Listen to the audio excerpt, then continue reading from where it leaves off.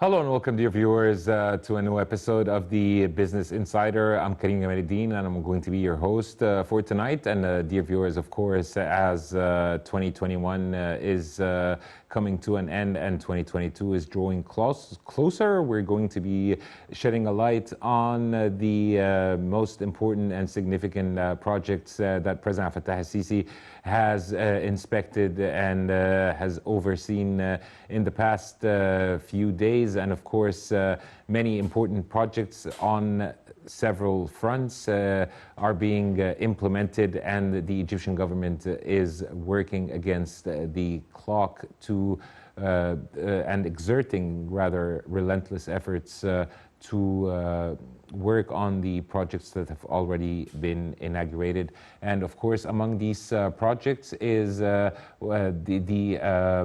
inauguration of the major complex for producing benzene at Hadhoud Petroleum Refining Company, the largest petroleum complex in Upper Egypt to date, and one of the state's strategic projects that aim to develop Upper Egypt. And of course, to shed more light on this topic, we're most delighted to be joined here in the studio by our guest, Dr. Mostafa Hadhoud, professor of petrochemicals, and of course, a former governor. Dr. Mostafa, thank you so much for being with us on the Business Insider, and we really appreciate your participation in tonight's episode. Thank you. Thank you. You're welcome. Dr. Mostafa, first of all, if you can tell us, how do you see the steps taken to date to develop Upper Egypt, and of course the inauguration of the benzene complex in Upper Egypt in order to accomplish self-sufficiency or producing petroleum products? Yeah, of course, what we saw last week about projects in all sectors, in transportation, in petroleum, in fertilizers, in solar energy. I think this is the result of efforts done by our government and by our Egyptian people since 2014 or 2013 up to now. When we see what was the problems between 2011 up to 2013, in this period, Egyptian people and Egyptian government suffer a lot from many obstacles. We remember that the foreigner companies who are working in our country for discovery of new projects for crude oil and gas, they stopped their work. They withdrew from Egypt, and we stayed 2011 and 12 and 13 without any investigations for new crude oil or gas. Why?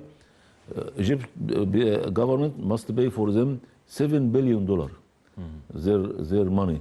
So I think the first step done by our country that we stay with them and we start to pay for them their money. From 2014 up to now, we paid $6 billion for these companies, and we encourage big companies to come to our country. You remember Eni, they started to work in the Italian company. She come and they started to work in eastern of Mediterranean Sea, north of Port Said, and they succeeded to have the biggest area for natural gas. And from 2018 till now, we reached that we 2.7 billion cubic feet per day gas. The second step, we also, company BP and BG from England, they came and started to work in front of EDCO in Beher Governor, and now we are taking about 1.6 billion cubic feet per day from this area. The third area is Atoll, north of Kafr Sheikh, north of Prolos Lake, and now we take 1.25 billion cubic feet per day. Now we succeeded. 2013, we import natural gas from outside, from Algeria, from Saudi Arabia, and from other countries. Why?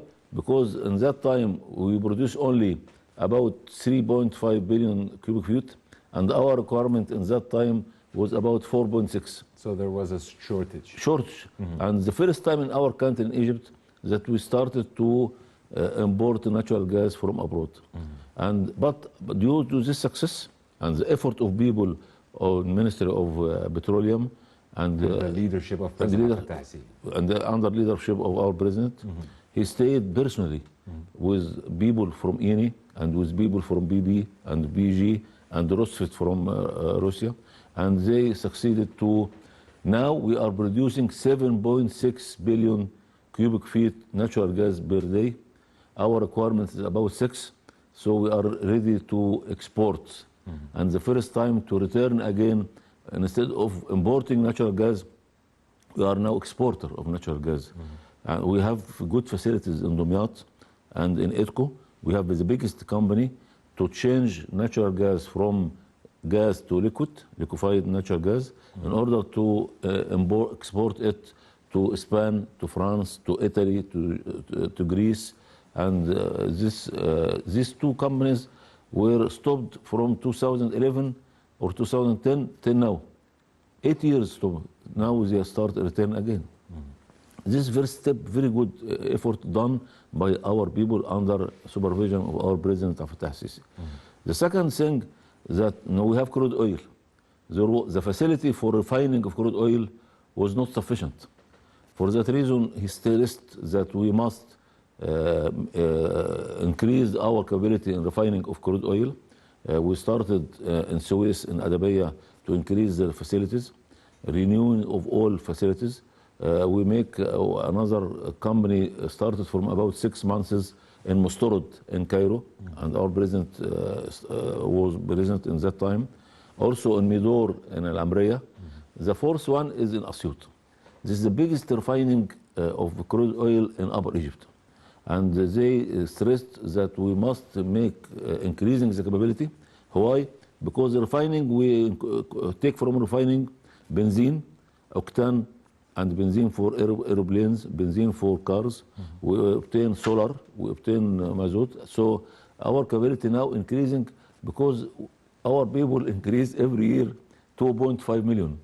And the requirements for benzene and the requirements for all things coming from crude oil is increasing annually. So our strategy is that in 2030, we must have capability for refining of crude oil sufficient for all Egyptian people, and to stop importing of products of crude oil from abroad. So I think this refining in Asyut is the biggest one, and Egyptian people. And they used to, Dr. Hadhoud, they used to have challenges before for transportation due to weather or due to road closures or something that would cause a disruption in the normal life in Upper Egypt. But now it's completely different. If you said about road now, the first time that we have 2 roads from Cairo to Aswan, the eastern road and western road. Now we increase the capability of this road to be 4 ways and another 4 ways, and also 1 way for trucks, heavy trucks from both sides. Now our president stressed that in every governor, starting from Bani Suef, El Minya, Asyut, Suhag, Kina, Luxor, Aswan, must be at least 2 or 3 ways and bridges connecting the eastern road to the western road. Yes. This length is about 42 kilometers, and this is very important. The first time in Bani Suef, now in Malawi, in El Minya, in Kina, in Aswan, the biggest road for the Aswan Dam. Now we started to make new bridge, and it is finished in order to connect the eastern side to western side instead of the road on the Aswan bridge, because it is very old, about 8 years old, and we must need good connections. So this make easy for people how to connect from both sides, from the east to the west, and without any problems. Yes. So this is the first step. Now also President Sisi was in Benban, in Yes. Komombo. Yeah. Before we continue, Dr. Hadhoud, our discussion about Binban and the renewable energy, allow us to go for a short break, and then we'll be back to resume this very fruitful discussion with you here in the studio. Dear viewers, a quick break, and then we'll be back to resume this episode of Business Insider live on Nile TV International.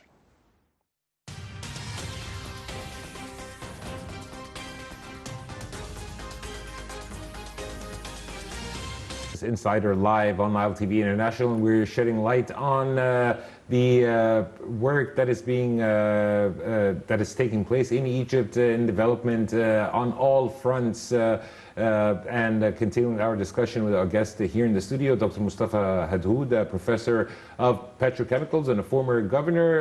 And before we went on this quick break, we were talking about the Binban solar complex, and of course the efforts of the Egyptian government under the leadership of President Fattah al-Sisi to find alternatives to energy, and also investing in renewable energy. Dr. Mostafa, the president inaugurated the Binban solar power complex in Aswan, which is said to be one of the world's largest solar power plants upon completion. Would you like to shed light on this very significant project? This is one of the biggest farms in all of the world, and the biggest farm in Middle East area and in Africa. Why? Now also there is good story how to reach this station. Also before 2013, we suffered a lot, and Egyptian people suffered a lot from shortage of electricity. Yes. You remember 2 hours, 3 hours, 4 hours, 5 hours. Yes. So when President Sisi started 2014, he studied this also on parallel to the crude oil and the natural gas. Why? Any country to make development in industry, to make development in agriculture, to make development in new towns, they must have gas, crude oil, and electricity. Yes. This is the main.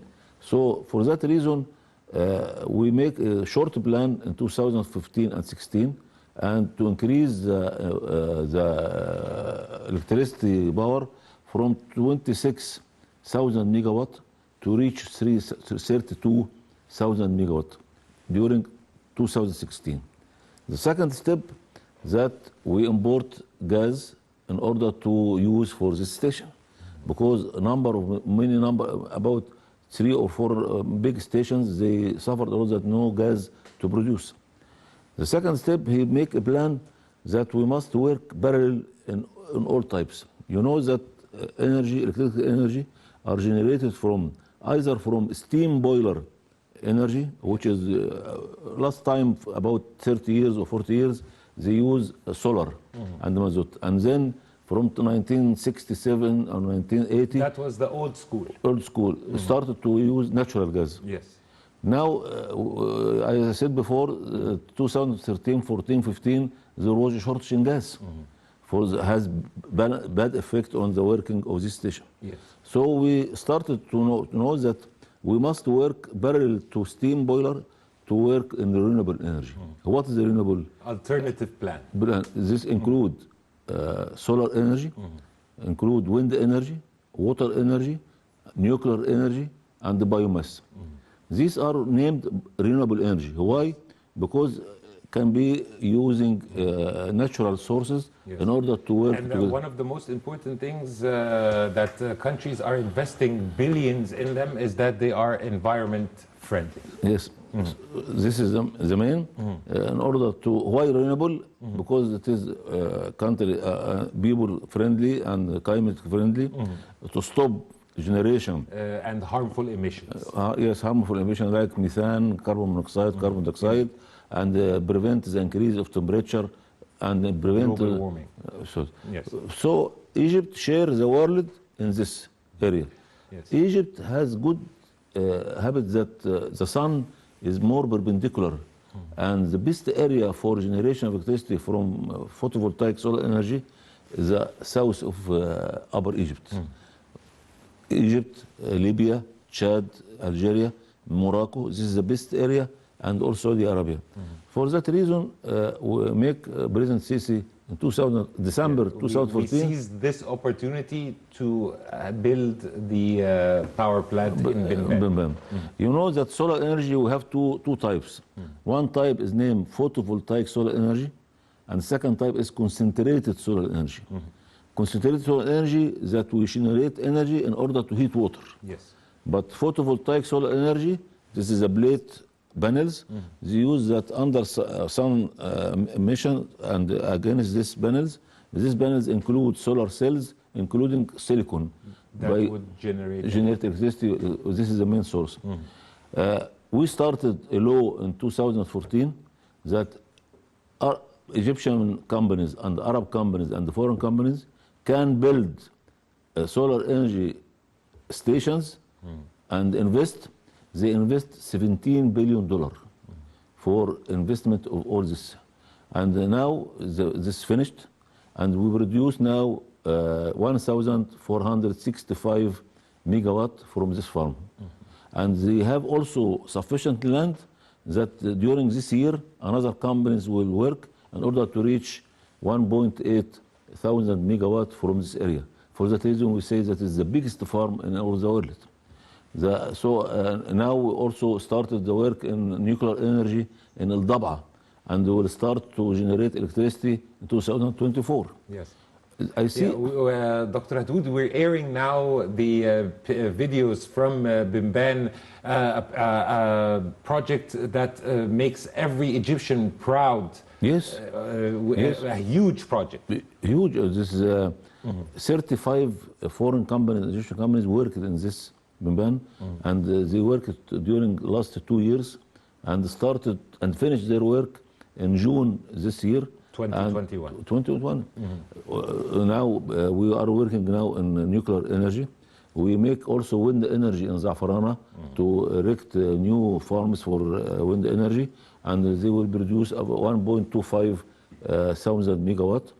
Our aim now and our strategy is that in near year 3035, 42% of the generated energy must come from renewable energy. And this way we share the world to prevent the harmful gases which make pollution for the climate. Yes. This is very good effort from our country. And but to abide by Egypt's commitment to the COP26 yes. and to end or to omit harmful emissions as much as so Egypt is committed to achieve the Sustainable Development Goals by the United Nations. Yes, yes. And we have a meeting this year. Yes, COP27 yes, in Sharm el-Sheikh, the city of love and yes. peace. Yes. Also, now we started to study a project from 3 years to erect industrial complex to produce the solar cells in our country instead to import it. Because unfortunately, till now, we are import all requirements of solar cells from abroad. So we make this project with Minister of Military Production, and this project include 5 steps from silicon, which is present in our sand, in Sinai and in Red Sea shore. We can produce from it metallurgical silicon. Yes, indeed, and I believe, Dr. Hadhoud, that impossible is nothing. Like in 2013, we used to import natural gas, and now we have self-sufficiency, and we're exporting the surplus. Then impossible is nothing. Then if we're importing today the components of the solar power plants, one day will come and we will have everything locally produced. This project now is finished, and we must start make this complex in order to produce our solar cells in our country. Why? Because now we started also to enter the project of green hydrogen. All of the world now speaking that in the future, about 3030 or 3032, the world must use green hydrogen as a fuel instead of natural gas for transportation and for generation of electricity from for steam boilers. So the energy needed to produce green hydrogen, we must build new solar energy farms. So in order that to build the new energy farms, 3 times, 4 times that of Benban. So it is very interesting to have our complex to produce solar cells from sand. Also, during the visit of President Sisi, they started to there is a big project in Aswan for production of fertilizer. So we have a company name is Kima. This company now started from 3 years. We make Kima 2. Kima 2 is a very good complex. We pay 11 billion Egyptian pound for this complex, 11 billion, in order to increase the capability for production of urea fertilizer, ammonium nitrate fertilizer, to using natural gas instead of electricity. Because old one, Kima 1, was based on production of these products using electricity for generation of energy. But now we change all and we depend on natural gas because we have sufficient gas. So now I see that our country working in all directions, in direction of crude oil refining, in direction of investigation for natural gas, in direction for the second one step that use, we have 2 fuel for homes and for industry, either butagaz, this is butagaz cylinders, or natural gas. We are producing natural gas. We have natural gas, but unfortunately, we have surplus of butagaz. We import butagaz from Algeria and from Qatar and from Saudi Arabia, and about 70% of our requirements from butagaz are imported from outside. So our direction now in our country to stop and decrease the requirements for butagaz and increase the requirements of natural gas. For that reason. Indeed. Dr. Hadhoud, allow us to go for a quick break and then we'll be back to continue our discussion. Dear viewers, a quick break and then we'll be back to resume Business Insider live on Nile TV International.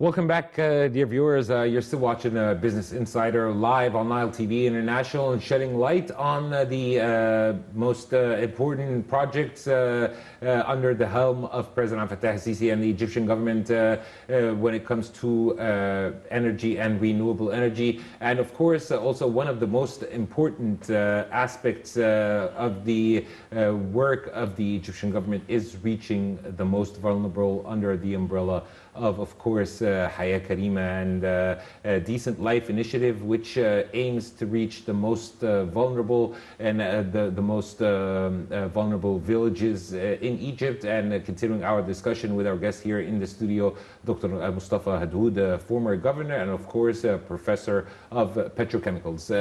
Dr. Hadhoud, thank you so much for being with us again. And we're talking about Haya Karima and reaching the most vulnerable, which is of course among the priorities of the Egyptian government and of course President Fattah al-Sisi to provide a decent life or Haya Karima to the most needy or the most vulnerable. What about when it comes to renewable energy or energy? Please tell us more. Yes, this is a very important thing that you have shortage of butagaz and we have sufficient of natural gas. So why not to change our requirements for butagaz cylinders for all flats and for all industries and for all markets instead and use natural gas. For that reason, our government, I make a comparison. The project for entering the natural gas to flats starting in 1975. From 1975 till 2013, we succeeded to 6 million flat connected with natural gas. During this period, 39 years. Starting from 2014 till 2020 or 21, during 7 years, there was a project, President Sisi stressed that every year must be 1.2 million flat connected by natural gas. Really, during these 7 years, we succeeded to finish 6.5 million flats, besides the previous 6 million, so we reach now 12.5 already. During my presence in governor of Bahira, it was the start and the first to connect Saft al-Anab and Khirshan and Kum Hamada by natural gas. It is a village, the first time to the village to enter natural gas. For that reason, President Sisi stressed with Engineer Tarakumullah that we must connect all villages in all Egyptian governor. It is about 300 villages by natural gas. So now Minister of Petroleum make the main pipes from to enter in these villages, and after that connection with flats.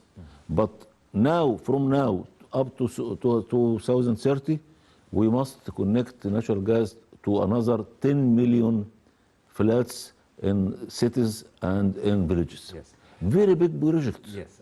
Allow us to end it here, Dr. Hadhoud.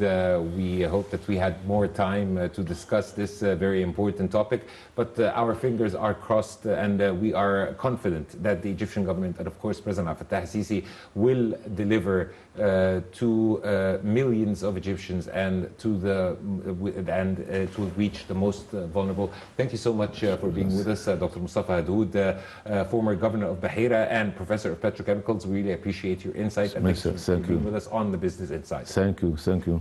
And dear viewers, by this we come to the end of tonight's episode of the Business Insider live on Nile TV International. Please stay tuned as a lot more is coming up on Nile TV International.